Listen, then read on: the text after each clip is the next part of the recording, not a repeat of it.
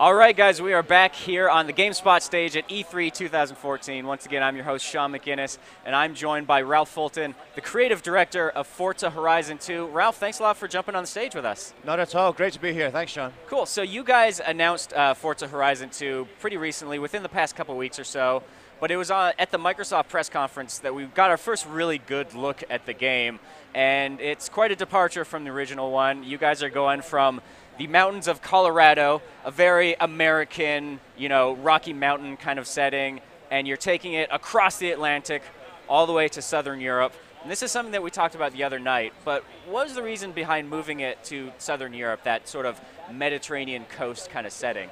So yeah, you're absolutely right. I loved Colorado in the first game, and incredible setting.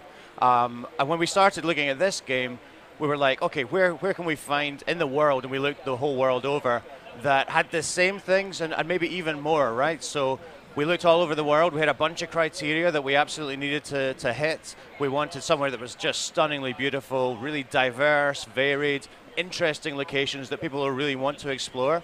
And I guess the interesting thing is when we first looked at the original Horizon, both the south of France and the north of Italy scored really highly. Not as highly as Colorado did, so we went with that. Right. But this time on Xbox One, we're able to have this bigger world. So we looked back at our scoring and our criteria. We threw a net over that whole region, that whole Mediterranean coastal region. And it really ticked all our boxes. So we said, let's go to Europe. Let's bring the Horizon Festival to Europe. Cool. Let's talk about the festival itself. Obviously, that was a sort of a key aspect of the original game, the hub from which you would sort of explore outward toward the rest of the world. What's its role in the second game? Yeah, so the Horizon Festival, I guess, has expanded since the first game. It's branched out overseas. It's come to Europe, which is in many ways the spiritual home of the great music festivals. And it's still the centerpiece of the game. And it represents for us the combination of awesome cars and car culture, and also festival culture and music, which is an incredibly important part of the Horizon game as well. It brings them both together, and it's the place you'll go to right at the start of the game. That's your first trip to the festival. But beyond that, you're going to go out on a road trip. You're going to go out on much longer journeys from destination to destination, competing in championships, exploring, finding things on the way. And at the end of a road trip, you'll look back to the festival for a big awards party where all the characters in the game, all the drivatars are rewarded for how they've done and the championships they've won. All right. Now, with the original Forza Horizon, you guys dabbled in a little bit of light storytelling. You had some characters involved there. What's your approach to that this time? How does it compare with that original Forza Horizon? So Horizon 2 uses drivatar technology that I just mentioned. First launched in Forza 5 last year, and for me, it just changed racing, right? No longer do you have to have fictional drivers with made-up names. Suddenly, your races and your world now in Horizon 2 is filled with real people, your friends, your family, people that you can relate to in the real world. So we've actually found in Horizon 2, we don't need to tell a story. We don't need to have fictional characters to make up the game, because actually the drivatars do all that heavy lifting for us. They're people that you already know. You can relate to the way they drive, the things that they do, and it actually makes the narrative all about you, all about your friends, which I think is much more compelling.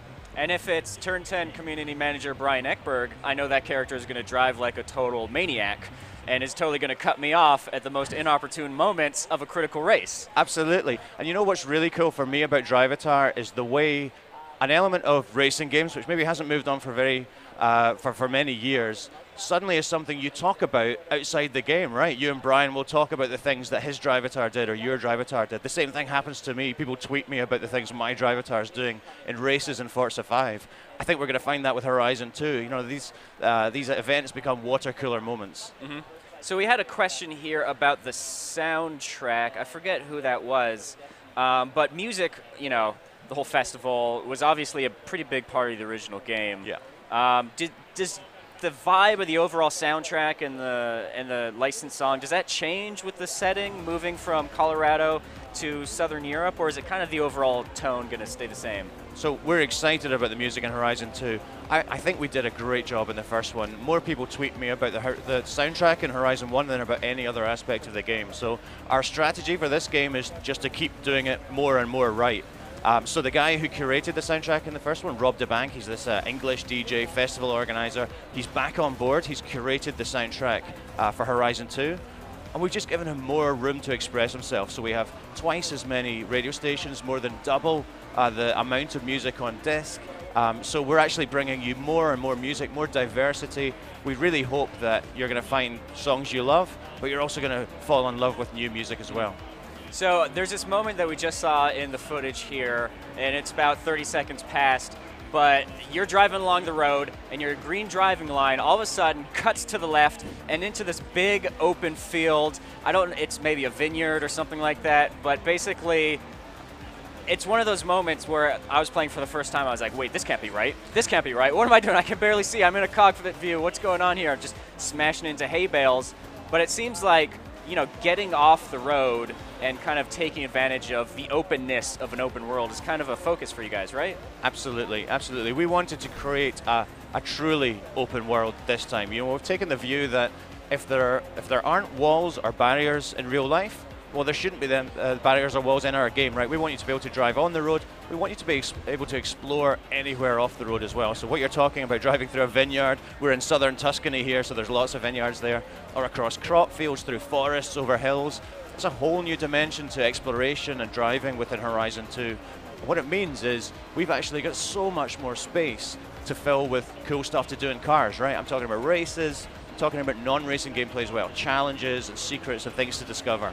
Now, how do you balance those sort of like crazy detours with the fact that quite often you're going to be driving a McLaren P1 or a really, really fancy sports car that was designed to be driven on the road? Yeah, absolutely. So throughout the game, I think there's a risk-reward thing going on there, right? Depending on the car you're in, sometimes it could be faster to stay on the tarmac, if you're in a really high-speed performance car. Sometimes, though, if you're in an off-roader, a Ford Raptor, or some of the really extreme cars we've got in the game, it will pay to go off-road. But ultimately, Horizon, the whole All Up franchise is about having fun, doing things which maybe aren't things you would do in real life, but things which are just crazy fun. And sometimes driving across farmland, through crop fields in a Lamborghini Huracan, it's just crazy fun, and we want you to encourage you to do that. And we've got about a minute or two left here, but I would be just absolutely trounced by our hardcore racing fans in the audience if I didn't talk to you on some level about just, the physics of the driving model. Yeah. Obviously, your connection to Forza Motorsport lends itself to any number of questions about the simulation nature of what you're trying to go for here. The original game, you had a whole bunch of driving assists that you could toggle on to make the game pretty hardcore, but at the same time, you didn't drill down into the really esoteric stuff, gear ratios and all that. What's your approach this time around? So a couple of things here. So we start from the starting point of having Forza Motorsport 5's engine. That's where we started from. We've augmented it, we've enhanced it in lots of different ways. But at its core, we have that same physics system, physics simulation that you see in Forza 5. It still runs at 360 hertz. So there's incredible complexity and sophistication in that physics simulation.